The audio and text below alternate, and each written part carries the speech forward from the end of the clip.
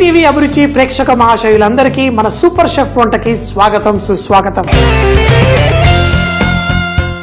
పెళ్లిళ్ళకి అంటే ముఖ్యంగా పెళ్లిల్లో నెంబర్ 1 ఉండేది భోజనం. ఇందులో రకరకాల మిఠాయిలు, స్వీట్లు. సాంప్రదాయంగా పెళ్లి చేసుకున్న వంటల పైన కంటే ఎక్కువ మగువ ఆ డెకరేషన్ ఎంత గొప్పగా ఉంది, ఎంతమంది వచ్చారు, ఎన్ని కార్లు వచ్చాయని చాలా మంది చూస్తుంటారు. కాదు, పెళ్లిళ్ళల్లో మనం చక్కగా సాంప్రదాయంగా రుచికరంగా వంటలు వడ్డించాలి. అంటే వాళ్ళ కుటుంబానికే మొత్తం భారం ఉండకూడదు. మన చుట్టాలలో, మన ఫ్రెండ్స్లలో ఎప్పుడు పెళ్ళి ఉన్నా నేనైతే నాకు వీలైన సాయం చేయడానికి ముందుగానే వెళ్తాను. ఏ సాయమైనా చేయడానికి వెనకాడను. ఈరోజు చెట్టినాడు స్టైల్లో వాళ్ళ పెళ్లిళ్ళల్లో చేసుకునే ఒక అద్భుతమైన మిఠాయి. మరి దీని పేరు ఉక్రా. ఇది చేసుకునే విధానం కొంచెం డిఫరెంట్గా ఉంటుంది. మరి పాతకాలంలో పెళ్లిళ్ళల్లో వాళ్ళు చాలా ఇష్టంగా తినేవాళ్ళు. ఇప్పుడు కూడా ఆ చెట్టినాడు వాళ్ళ పెళ్లిళ్ళల్లో ఈ ఉక్రా, ఈ స్వీట్ తప్పకుండా వడ్డిస్తారు.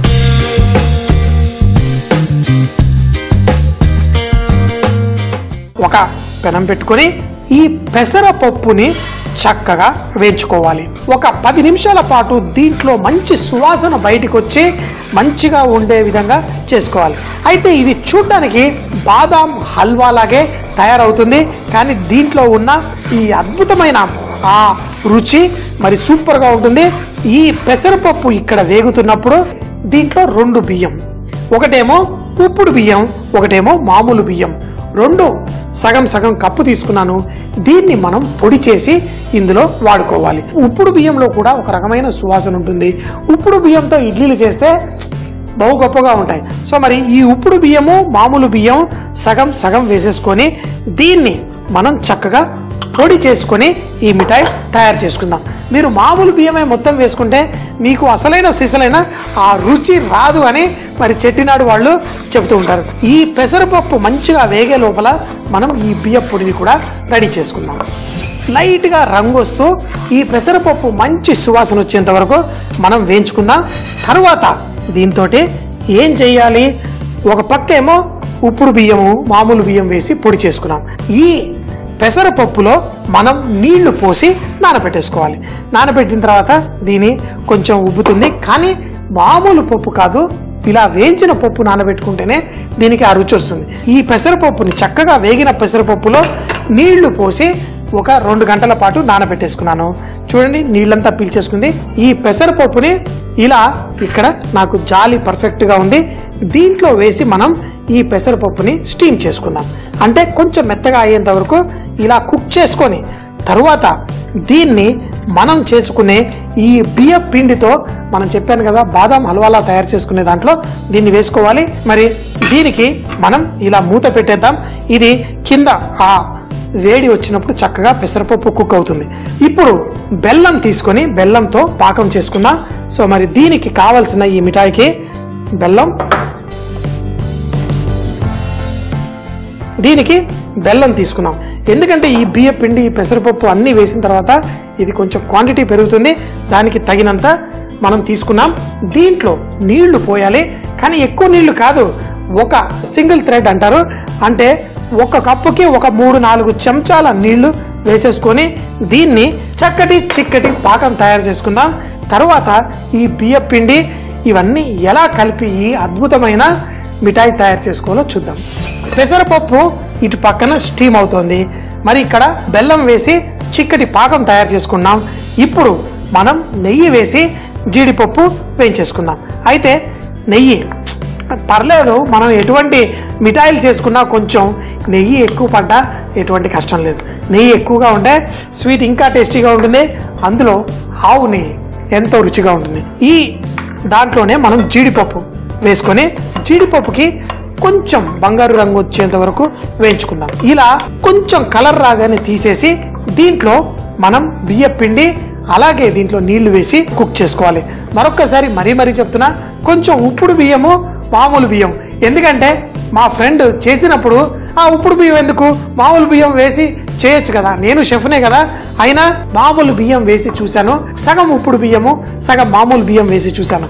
ఉప్పుడు బియ్యం వేసుకుంటే మంచి టేస్ట్ వస్తుంది. ఈ జీడిపప్పు కొంచెం వేగిన తర్వాత దీన్ని తీసి ఒక ప్లేట్లో పెట్టుకుందాం. జీడిపప్పు కొంచెం కలర్ రాగానే తీసేయండి.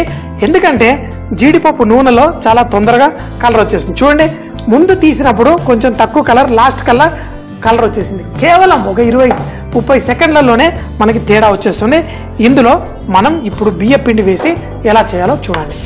నెయ్యిలో మనం ఆ బియ్యపు రవ్వలా మనం చక్కగా దీన్ని పొడి చేసుకున్నాం. దీన్ని ఈ విధంగా వేయించేసుకుందాం. ఈ నేతిలో ఇది వేగిన తరువాత లైట్గా ఆ మంచి సువాసన బయటకు వస్తుంది. ఇలా వేగుతూ ఉన్నప్పుడు ఇటుపక్క మన పెసరపప్పు కూడా చక్కగా ఈ వేడిలో చూడండి, కొంచెం మరీ ఫుల్గా ఉడకకూడదు, మరీ పొడిగా ఉండకూడదు. సో ఆ విధంగా కొంచెం వేగిన తరువాత దీంట్లో మనం వేసుకుందాం. దీంట్లో చిటికెడంత ఉప్పు. ఎటువంటి మిఠాయి చేసినా కొంచెం అంత ఉప్పు వేసుకుంటే బాగుంటుంది. కానీ మనం వాడే బెల్లంలో ఉప్పు ఉంటే కనుక ఇందులో వేసుకోవాల్సిన అవసరం లేదు. ఎందుకంటే మీ అందరికీ తెలుసు, బెల్లం తయారు చేసేటప్పుడు కొంచెం ఉప్పు వాడతారు. దీన్ని ఈ విధంగా మంచిగా వేగిన తరువాత దీంట్లో మనం నీళ్లు పోసి కొంచెం చిక్కగా ముద్దలా తయారు చేసుకుందాం. చూడండి, ఇందులో ఈ నీళ్లు పోసుకొని దీన్ని కొంచెం సేపు కుక్ చేసుకుందాం. ఇప్పుడు ఈ రవ్వ చక్కగా కుక్ అవ్వనిద్దాం. ఫస్ట్ ఇలా దగ్గరకు వస్తుంది, తర్వాత ఆ నెయ్యినంతా పీల్చుకొని ఒక ముద్దలా తయారవుతుంది. తర్వాత మనం ఇందులో ఆ ఉడికిన పెసరపప్పుని కూడా వేసుకుందాం. చూడండి, ఒక్కొక్కళ్ళు ఒక్కొక్క రకంగా మిఠాయిలు చేసుకుంటారు. అందులో ఈ చక్కగా పెళ్ళిళ్ళలో చేసే ఈ మిఠాయి ఎలా చేయాలో చూద్దాం. చక్కగా ఇలా చిక్కగా అయిపోయిన తర్వాత ఇలా ముద్దలా వస్తున్నప్పుడు మనం ఇందులో మన పెసరపప్పు చక్కగా స్టవ్ కట్టేద్దాం. ఈ పెసరపప్పు వేడిగా, అంటే మనం ఫస్ట్ వేయించాం, తర్వాత ఇడ్లీలు స్టీమ్ చేసినట్టు దీన్ని చేసుకున్నాం. దీంట్లో ఈ పెసరపప్పుని ఉడికిన దాన్ని కూడా దీంట్లో వేసేసుకున్నాం. దీన్ని చక్కగా దీంతో పాటు కలిపేసుకున్నాం. ఇప్పుడు అసలు మనం పంచదార వేయలేదు, ఏం లేదు. మన బెల్లం ఇక్కడ చిక్కటి పాకంలా తయారైంది. దాన్ని దీంట్లో వేసుకుందాం. కానీ దీన్ని ఫస్ట్ చక్కగా కుక్ చేసుకుందాం. ఈ పప్పుని కూడా వేసుకొని ఇలా చిక్కగా అయిన తర్వాత మనం దీంట్లో కొంచెం కొబ్బరి పొడి కూడా వేసుకుందాం. పచ్చి కొబ్బరి తురుము ఉంటే ఇంకా మంచిది, వేసేసుకుందాం. దీంట్లో వేసి కలిపిన తరువాత ఇప్పుడు మనం కొంచెంగా మన ఈ బెల్లం పాకాన్ని ఇందులో వేసుకుంటూ కలిపేసుకుందాం. చూడండి, వేసిన దాన్ని ఇలా కలుపుకుందాం. ఇది గడ్డలు కట్టకుండా మంచిగా కలిసిపోయే విధంగా మనం దీన్ని వేసేసుకుందాం. ఇందులో ఆ కొబ్బరి తురుము కూడా మంచి టెక్స్చర్ ఇస్తుంది. మంచిగా కుక్ చేసుకుందాం.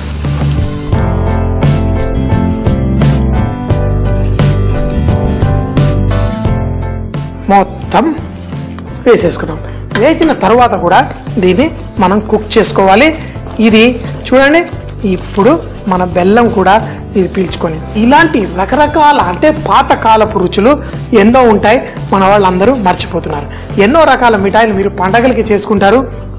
మరి కేవలం పెళ్ళిళ్ళల్లో చాలా ఎక్కువగా ఇష్టంగా చేసుకునే ఈ మిఠాయిని కూడా చూస్తున్నారు. తప్పకుండా చూడటమే కాదు, మీరు కూడా ట్రై చేయాలి. మరి కొంచెం సేపు దీన్ని కుక్ చేసుకుందాం. ఈ లోపల యాలకుల్ని వేసి చక్కగా పొడి చేసుకొని మనం ఇందులో వాడేసుకుందాం.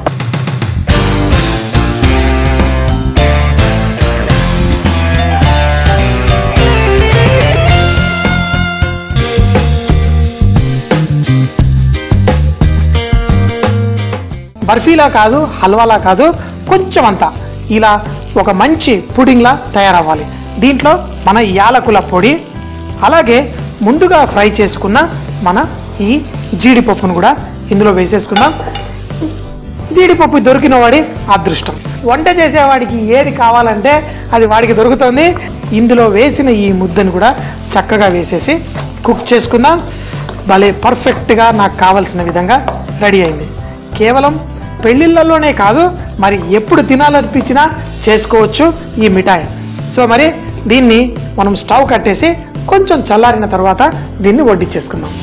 గరిటె స్పూను ఐస్ క్రీమ్లా వడ్డించుకోవడం అంటే ఓ జీడిపప్పు వేసుకుందాం. తర్వాత ఇందులో ఈ దాన్ని వేసి ఈ విధంగా చక్కగా వేసి మనం ఐస్ క్రీమ్ కప్పులో ఈ విధంగా వడ్డించేసుకుందాం. ఎంతో పర్ఫెక్ట్గా చూడటానికి పైన జీడిపప్పు ఎంతో పర్ఫెక్ట్గా ఉంది. మట్టి కుండలో లేకపోతే ఇలా పాలరాతి కుండలో చక్కగా వాళ్ళు దేవుడికి ప్రసాదం పెట్టి తర్వాత పెళ్లికి అందరికీ భోజనానికి పెడతారు. సో మరి మనం జీడిపప్పు చక్కగా, ఈ పెసరపప్పు ఉడికిపోయింది కానీ కొంచెం అంత పొడిగా, మన బియ్య పిండి మనం బరకగా చేసుకున్నాం. దీంట్లో ఆ రవ్వల ఒక అద్భుతమైన ఫీలింగ్ తోటి మరి మంచిగా వేయించుకొని నానబెట్టి స్టీమ్ చేసి మరి చేసుకున్న తర్వాత భలే అద్భుతమైన మిఠాయి రెడీ.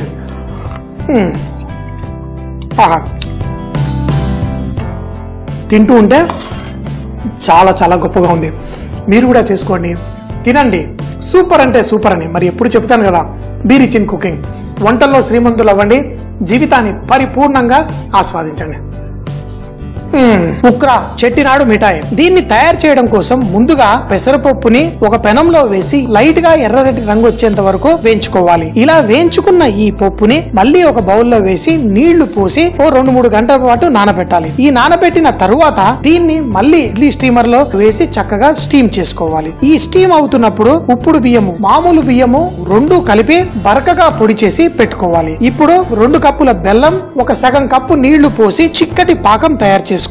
ఒక పాన్ లో నెయ్యి వేసి దాంట్లో జీడిపప్పు కూడా వేయించి పక్కన తీసి పెట్టి అదే నూనెలో మన బియ్యపు పొడిని ఇందులో వేసి చక్కగా వేగనివ్వాలి. ఇది కూడా మంచి సువాసన వస్తున్నప్పుడు ఇందులో నీళ్లు పోసి చిక్కగా ముద్దలా తయారు చేసుకోవాలి. బాగా కలుపుకున్న తర్వాత స్టీమ్ అయిన పెసరపప్పుని కూడా దీంట్లో వేసి కొబ్బరి పొడి చేసుకున్న బెల్లం పాకాన్ని కూడా ఇందులో వేసి చక్కగా కలుపుకోవాలి. ఇప్పుడు ఈ మిశ్రమాన్ని ఒక 10-20 నిమిషాల పాటు స్లోగా కుక్ చేసుకుంటూ చిక్కటి హల్వాలా తయారైనప్పుడు యాలకుల పొడి కూడా వేసి ఇందులో జీడిపప్పు అన్ని వేసుకుని ఈ మిశ్రమాన్ని కొంచెం చల్లారిన తర్వాత ఐస్ క్రీమ్ వడ్డించుకున్నట్టు లేకపోతే హల్వా వడ్డించుకున్నట్టు దీన్ని వడ్డించుకుంటే చాలా కమ్మగా ఉంటుంది. ప్రతిరోజు అద్భుతమైన రుచికరమైన వంటలు ఈటీవీ అభిరుచిలో మీరు చూస్తూనే ఉంటారు.